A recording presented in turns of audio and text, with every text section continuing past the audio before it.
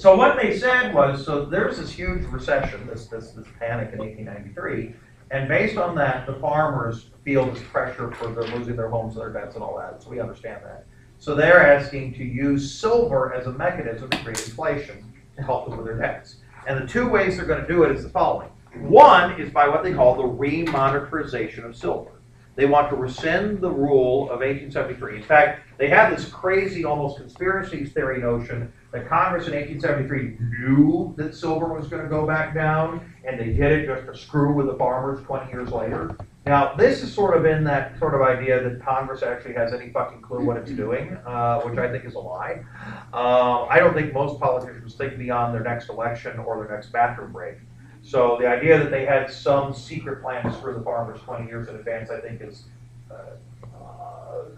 purporting to Congress more knowledge than they're capable of. But nonetheless, they called it the crime of 1873, that this law that made it illegal. So they wanted to remint silver coins. Why? If silver is cheap and you flood the market with cheap money, if there's lots of dollars being printed, what happens to the value of dollars? It goes down, okay? And so that would have created inflation, the remonetization of silver. The second thing they wanted to do that also would have caused the same effect was to move off of bimetallism, because gold had kept its value, but silver was losing it. They said, let's go to the silver standard. Let's go back to the silver standard and have it only be silver. And then, of course, if silver had low value, the value of the dollar would also fall, okay? So when they talked about the silver issue, it was two parts. It was one, both how did you back the money, and number two, remonetizing silver to flood the market with cheap silver, okay? It's both ways of using the mechanism of silver's low price to create inflation. That's what it is. Now, if you asked a farmer how this worked, they probably didn't get it, okay? They just knew silver equals I can pay my debts off equals good, okay? Which is basically all they needed to know. And the populace in 1892 had, obviously been interested in this. And by the election of 1896, they become the standard bearers for the silver issue. Okay? The opposite side of silver, if silver is for inflation, what would be for deflation and people who owe money? Who wants money to remain very valuable? People who have money. If you have money, you don't want to lose its value, right? And so what party is going to be for the gold standard? Who's got the money? The Republicans, okay? So the Republicans are for the gold standard, and their standard bearer will be William McKinley, the guy who I mentioned with the McKinley Act was for the high protective tariffs in 1890, okay? And when McKinley was asked, so he says, we're for the gold standard. That will keep our money strong. And when he was asked on the campaign trail, well, what about the silver issue? He said, well, if all of Europe agrees on silver, then maybe we'll do something about it. Which is the same as saying what? It's not going to happen. Yeah. Saying if all of Europe will agree, yeah, try that, okay? That's like saying when your mom says, I'll think about it, okay? When your mom says, I'll think about it, what does that mean? No, but shut the fuck up, I don't want to hear from you, If you're a parent or plan to be one, here's something just to screw with your kids' brains. Sometime when you're about to say yes to something that they're going to do, say, I'll think about it. Then in like 2 hours, say yes. Because they won't know what to do. Why?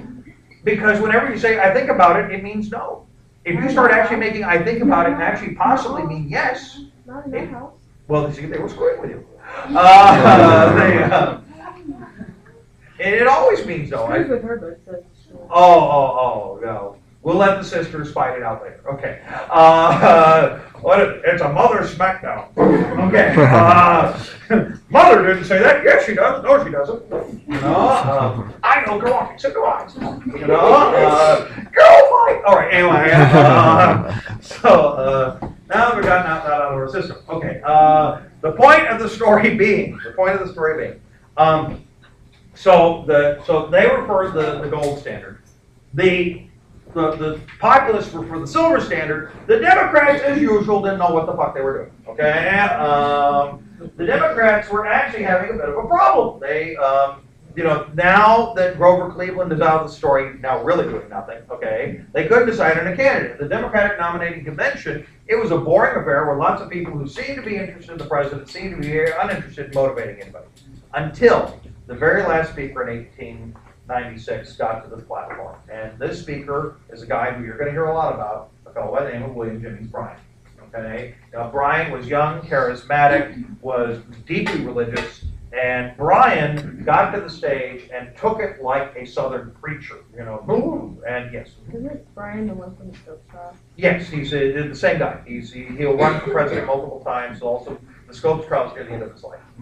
And so Bryan comes forward and he says, basically he compares going on the gold standard to killing Jesus Christ.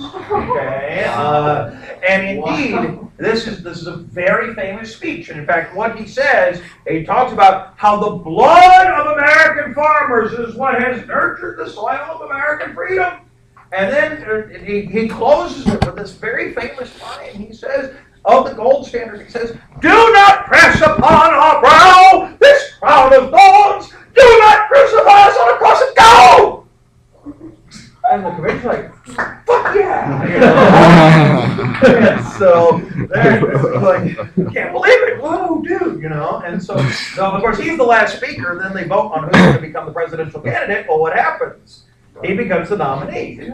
Well, now Bryan's taking the silver issue. So what's this mean for the populists? They're kind of screwed, right? You know, if the populists run their guy like Weaver or another choice with silver, and Bryan runs on silver, that means that those who like the silver issue are going to Go to the Democrats. they did go to the Democrat or split the votes, Oh, yeah. and that's going to guarantee that McKinley, the guy they don't want, is going to get in. But if they join with the Democrats, it means they lose their party identity. They lose who they are separately. And so they ultimately decide to hitch their wagons to the Democrats in 1896, the populists do.